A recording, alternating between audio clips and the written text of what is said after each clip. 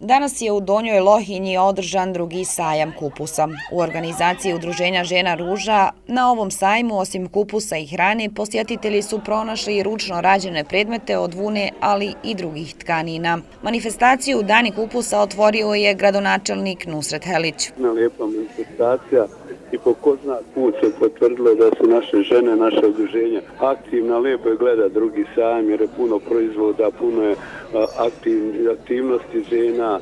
Ja sam zaista oduševljen i rekao sam da grad mora biti ponosan na gračanske žene, na gračanska udruženja žena jer su prisutni na raznim manifestacijama i pokazuju da su zaista kreativne, odgovorne prema svojoj zajednici. Održano je i takmičenje u pravljenju najbolje sarme, a koje pobjednik otkriva potpredsjednica Udruženja Ruža Amira Čelić-Omerašević.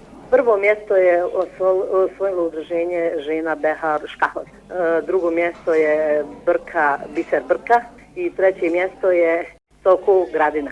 Organizatori poručuju da su prezadovoljni ovogodišnjim sajmom, ali i dobrim druženjem uz tradicionalnu bosansku hranu i naravno uz kupus.